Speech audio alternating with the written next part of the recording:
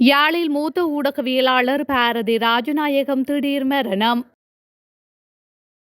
அலரி மாளிகையிலிருந்து மகிந்த உடனே வெளியேற வேண்டும். அனுர அரசு இறுதி எச்சரிக்கை. கெகலிய பெற்ற நட்ட ஈட்டில் கிளிநொச்சியில் கிராமமே அமைத்திருக்கலாம். அனுர தரப்பு விமர்சனம். ராஜபக்ஷக்களின்றி நாட்டை ஆட்சி செய்ய முடியாது. நாமல் தெரிவிப்பு. யாழில் 80 லட்சம் ரூபாய் பண மோசடி, சந்தேக நபர்கள் 4 கைது. தையிட்டி மக்களின் போராட்டத்திற்கு இபிடிபி ஆதரவு. சொந்த மக்களை கொன்று குவித்த இஸ்ரேல், அம்பலமான உண்மைகள்.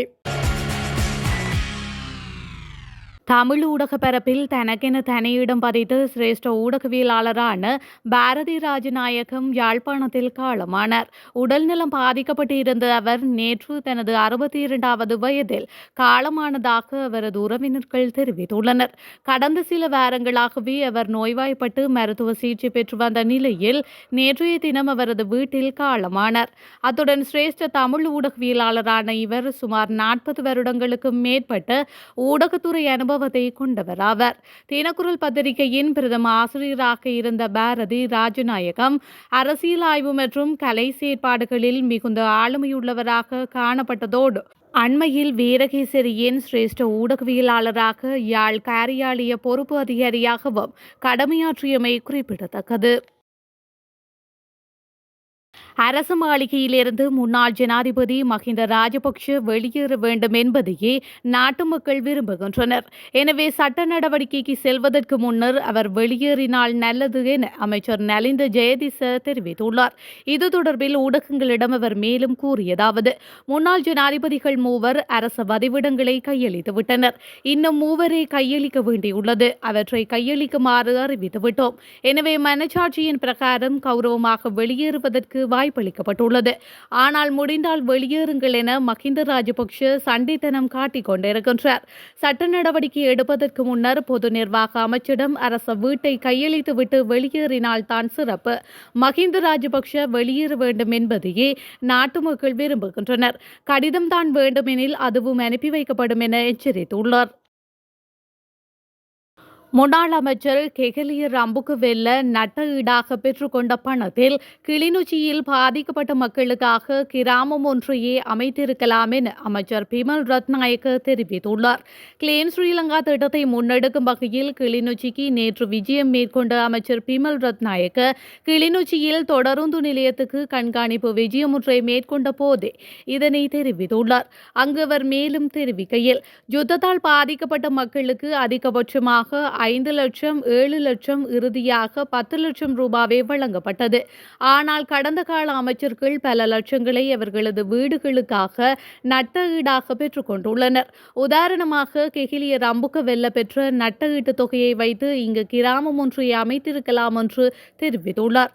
அறகலைய போராட்டத்தின் போது தமது உடைமைகளை எரிக்கப்பட்டதாக தெரிவித்து நட்ட ஈடாக முன்னாள் அமைச்சர் கெகிலிய ரம்புக்க வெல்ல ரூபாய் 959 லட்சத்தை பெற்றுக்கொண்டமை குறிப்பிடத்தக்கது. ராஜபக்ஷக்களின்றி நாட்டை ஆட்சி செய்ய முடியாது என நாடாளுமன்ற உறுப்பினர் நாமல் ராஜபக்ஷ தெரிவித்துள்ளார். ராஜபக்ஷ ஒருவரின்றி தேசிய மக்கள் சக்திக்கு அன்றாட அரசு நிர்வாக பணிகளை மேற்கொள்ள முடியவில்லை என அவர் குறிப்பிட்டுள்ளார். இந்த விடயம் அரசாங்கத்தின் இயலாமையை குறிக்கின்றது என தெரிவித்துள்ளார். அரசாங்கமும் ஜனாதிபதி அனுரகுமார திசாநாயக்க ஆகியோருக்கு மஹிந்த ராஜபக்ஷ ஓர் பிராண்ட் ஆகும் எனவும் மஹிந்த ராஜபக்ஷவின் பின்னணியிலேயே கிராமிய அரசியல் கட்டியெழுப்ப உள்ளது என தெரிவித்துள்ளார். மஹிந்த ராஜபக்ஷவின் நட்பெயருக்கு களங்கம் ஏற்படுத்தி பிரசாரம் செய்வதிலேயே அரசாங்கம் அரசியலை மேற்கொள்கின்றது எனவும் அவர் சுட்டிக்காட்டியுள்ளார். மஹிந்த ராஜபக்ஷவின் சாதனையை எவராலும் முறியடிக்க முடியாது என அவர் சுட்டிக்காட்டியுள்ளார். விஜயராம வீட்டின் பெறுமதியை மதிப்பீடு செய்தவர்களே அறகலைய போராட்டத்தில் வீடுகள் சேதமடைந்த வீடுகளையும் மதிப்பீடு செய்திருக்கின்றார்கள் என அவர் தெரிவித்துள்ளார். வீடுகளை எரித்தமை குறித்து பேசும் தரப்பினர் வீடுகளை யார் எரித்தார்கள் என்பது பற்றி பேசுவதில்லை என நாமல் ராஜபக்ஷ தெரிவித்துள்ளார். தையிட்டி தேசவிகாரை தொடர்பில் காணி உரிமையாளர்களால் அழைப்பு விடுக்கப்பட்டுள்ள அமைதி வழி போராட்டத்திற்கு ஆதரவினை வழங்குவதாக ஈழ மக்கள் ஜனநாயக கட்சியின் செயலாளர் நாயகம் டக்ளஸ் தேவானந்தா தெரிவித்துள்ளார். இது தொடர்பாக வெளியிடப்பட்ட ஊடக அறிக்கையிலேயே மேலும் தெரிவிக்கப்பட்டுள்ளதாவது, தையிட்டி பகுதியில் அமைக்கப்பட்டுள்ள தேசவிகாரை என்பது சட்ட ரீதியான அனுமதிகள் எவையும் பெற்றுக் கொள்ளப்படாமல் எமது மக்கள் பூர்வீகமாக வாழ்ந்த தனியார் காணிகளில் அமைக்கப்பட்டுள்ளது. இதனால் பூர்வீக நிலங்களை இழந்துள்ள மக்கள் தங்களுடைய காணிகளை மீட்பதற்கு தொடர் முயற்சிகளில் ஈடுபட்டு வருகின்றனர். கடந்த ஆட்சி காலத்தில் பாதிக்கப்பட்ட மக்களின் எதிர்பார்ப்பினை நிறைவேற்றுவதற்கான முயற்சிகள் எம்மால் முன்னெடுக்கப்பட்டிருந்தன.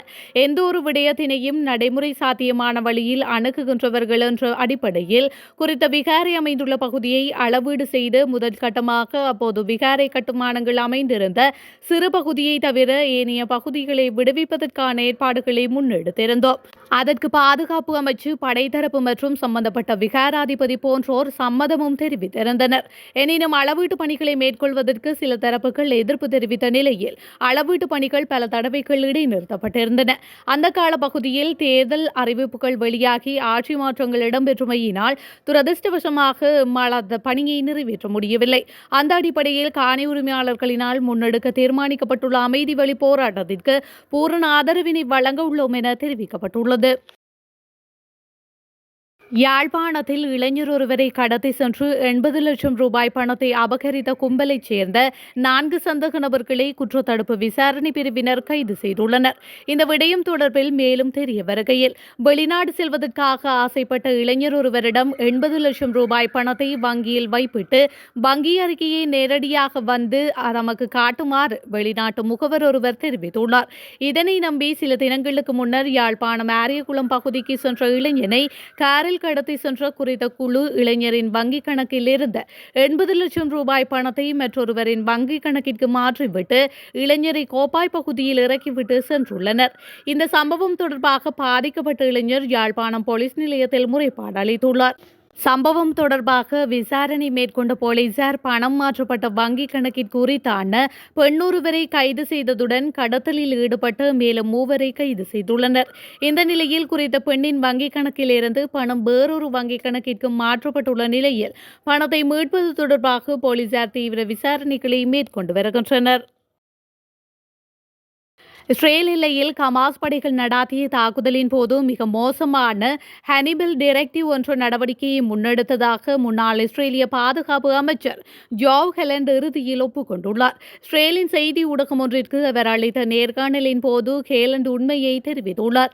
இது தொடர்பில் அவர் தெரிவித்துள்ளதாவது, ஹனிபல் டிரெக்டிவ் என்பது சர்ச்சைக்குரிய கொடூர நடவடிக்கையாகும்.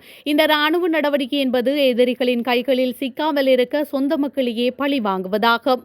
இந்த நடவடிக்கை சர்ச்சைக்குரியது என்பதுடன் உரிய அனுமதி பெறாமல் பல்வேறு மோதல்களில் உத்தியோகபூர்வமற்ற முறையில் பயன்படுத்தப்பட்டுள்ளது. 2023 அக்டோபர் 7 இஸ்ரேல் எல்லையில் ஹமாஸ் படைகள் நடாத்திய துப்பாக்கி சூட்டில் 11,000 இஸ்ரேலிய பொதுமக்கள் மற்றும் இராணுவத்தினர் கொல்லப்பட்டதாக ஹமாஸ் மீது அப்போது இஸ்ரேல் குற்றம் சாட்டியது. ஆனால் தற்போது முன்னாள் அமைச்சர் ஹெலண்ட் வெளிப்படுத்தியுள்ள தகவலின் அடிப்படையில் காசா போருக்கு காரணம் தேடும் வகையில் சொந்த மக்களையே இஸ்ரேல் கொன்றுள்ளது அம்பலமாகியுள்ளது. நீண்ட 16 மாதங்களாக இஸ்ரேல் முன்னெடுக்கும் போரில் இதுவரை கொல்லப்பட்ட பலஸ்தீன மக்களின் எண்ணிக்கை 48,000 என்றே கூறப்படுகின்றது. ஆனால் 2 லட்சம் கடந்திருக்கலாம் என்றே சில மதிப்பீடுகள் சுட்டிக்காட்டுகின்றன.